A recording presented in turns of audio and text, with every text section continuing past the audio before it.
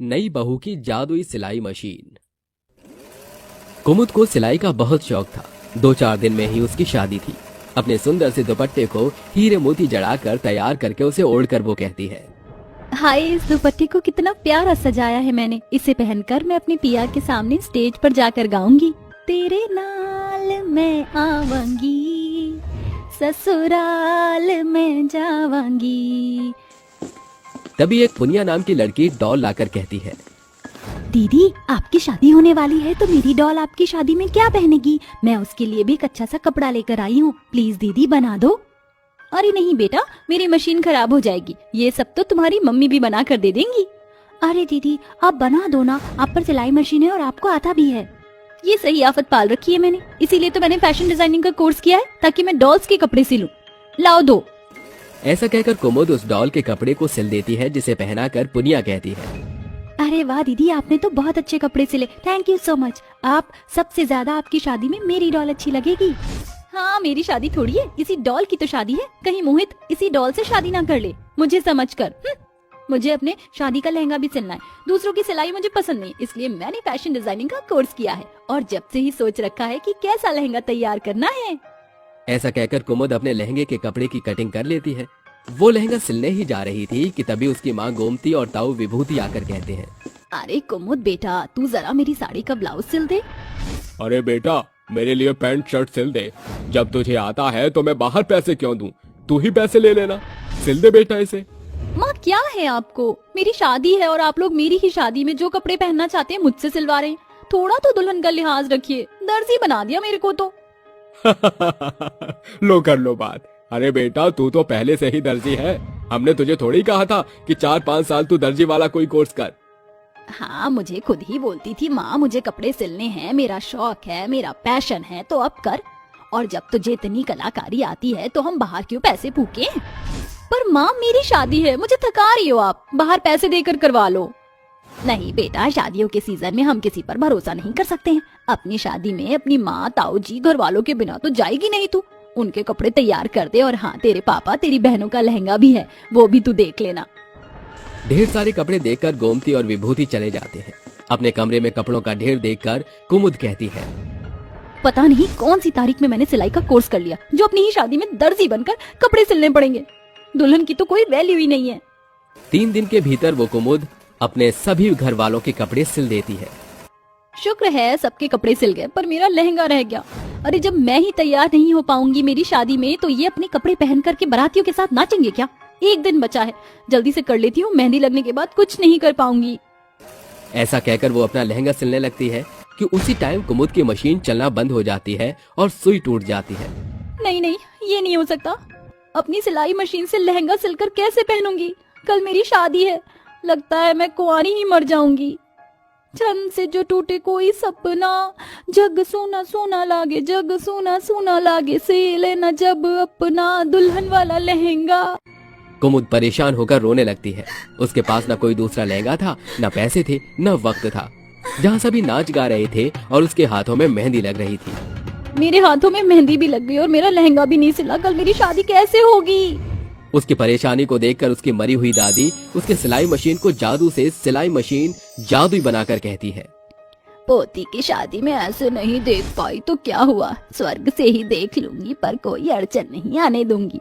अब ये जादुई सिलाई मशीन हमेशा उसके काम आएगी। जिसके बाद उसकी पोती का लहंगा खुद ब खुद जादुई सिलाई मशीन से सिलने लगता है और तैयार हो जाता है। कुछ देर बाद जब कुमुद अपने कमरे में आती है तो देखती है, हे भगवान, मैं अपनी शादी में लहंगा कैसे पहनूंगी?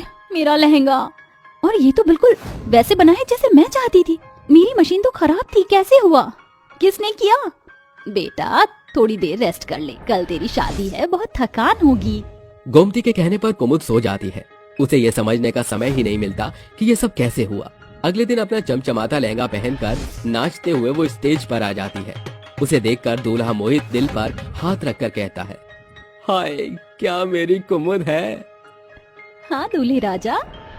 कुछ ही देर में दोनों की धूमधाम से शादी हो जाती है, जहाँ फूलों की बहार से उसके ससुराल वाले उसका स्वागत करते हैं। थोड़े दिन बाद उसकी नंद पाखी कॉलेज जा रही थी। उसकी ड्रेस फट जाती है। नहीं भगवान, मेरी इतनी महंगी 5,000 रुपए की ड्रेस फट गई। अब फैंसी ड्रेस कंपटीशन कैसे जीतूंगी? माँ तो पैसे भी नहीं देंगी। अरे दीदी, आप रोइए मत। भूल गई आप कि आपकी भाभी एक फैशन डिजाइनर है। ठीक है भाभी, कर दीजिए फिर, बस 1 घंटा ही बाकी है। जिस तरह से फटा है इसमें एक्स्ट्रा पीस लगेगा। मुझे इसके लिए पास वाली मार्केट से मैचिंग का कपड़ा लाना होगा। तुम चेंज कर लो, मैं आती हूँ। कुमुद मार्केट जाती है। उसकी नंद वो ड्रेस सिलाई मशीन पर रखकर चली जाती है और जादुई सिलाई मशीन जादू से उसकी ड्रेस को पहले जैसा बिल्कुल ठीक कर देती है। कुमुद जैसे ही अपने कमरे में आती है तो उस ड्रेस को बिल्कुल नया का नया पाती है। हे भगवान, मैं तो मार्केट गई थी तो ये ड्रेस अपने आप सिली कैसे? ऐसे ही मेरी शादी के दिन हुआ था। भाभी, ड्रेस तैयार हो गई क्या? हाँ लो, बिल्कुल ठीक है, अब तुम आराम से जा सकती हो। शुक्रिया भाभी, आप बहुत अच्छे हैं, बच गई आज तुम्हें। ये कहकर नंद भाभी से खुश होकर चली जाती है। तभी सास 10 जोड़ी कपड़े लाकर कहती है, बहू, तूने अपनी शादी में सबको अपने हाथ से कपड़े सिलकर पहनाए थे। तेरी सिलाई पड़ोसियों को भी शादी में बहुत पसंद आई तो उन्होंने 10 जोड़ी कपड़े दे दिए हैं। मैं मना नहीं कर पाई। उनका 1 हफ्ते के अंदर सिलकर दे देना। हाँ, और पैसे तू देख लियो। ठीक है माँ जी, मैं कर दूंगी। चलो अच्छा है, जो पैसे आएंगे उनसे मैं मोहित के लिए तोहफा ले आऊंगी। कुमुद 2 जोड़ी कपड़े जैसे तैसे सिल लेती है। फिर घर के कामों में उलझ जाती है। वो सीढ़ी से उतरती है कि उसके सीधे हाथ में चोट लग जाती है।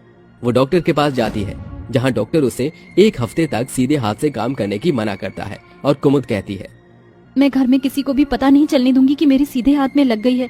पल्लू से अपने प्लास्टर को छुपा लूंगी, पर घर के काम और बाकी के कपड़े कैसे सिलूंगी? कुमुद जैसे ही घर पहुंचकर अपने कमरे में आती है तो सारे कपड़े उसे सिले हुए मिलते हैं, जिन्हें देखकर वो कहती है, अरे, पैंट, शर्ट, सूट ये सब तैयार कैसे हो गए?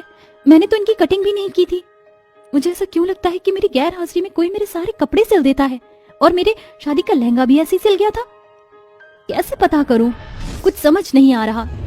आप जो भी हैं मेरे सामने आ जाइए। तभी कुमुद की दादी उसके सामने आकर कहती है, बेटा, जीते जी मैं तुझे ना कोई तोहफा दे पाई, न तेरी शादी में शामिल हो पाई। और तू इतनी परेशानी में थी ये मुझसे देखा नहीं गया, इसलिए तेरी सिलाई मशीन को मैंने जादुई सिलाई मशीन बना दिया। उसी की सहायता से तेरी शादी का लहंगा तैयार हो गया। तेरी ननद के और ये कपड़े भी अपने आप सिल गए। तुझे कोई भी काम हो तो अपनी जादुई सिलाई मशीन से कह देना, वो झट से सारे कपड़े सिल देगी। शुक्रिया दादी, अब मैं अपना खुद का एक बड़ा सा बुटीक खोल लूंगी, जहाँ मुझे किसी हेल्पर की आवश्यकता भी नहीं पड़ेगी और बाकी का काम जादुई सिलाई मशीन कर देगी। हाँ बेटा, ऐसे ही हमेशा खुश रहना। चलती हूँ। ये कहकर उसकी दादी चली जाती है। तभी पड़ोसन आकर कहती है, अरे, तुमने 1 हफ्ते से पहले इतने सारे कपड़े झट से सिल दिए, बहुत बहुत शुक्रिया। ये लो तुम्हारे पैसे। शुक्रिया आंटी। कुछ ही दिनों में कुमुद अपने ससुराल वालों की सहायता से अपना बुटीक खोल लेती है, जहां वो गरीब लड़कियों को भी सिखाया करती थी और अपनी जादुई मशीन को सबसे छुपाकर फटाफट ऑर्डर तैयार कर दिया करती थी, जिससे एक बड़ी कंपनी उसे अपने कपड़े डिजाइन करने के लिए हायर करती है।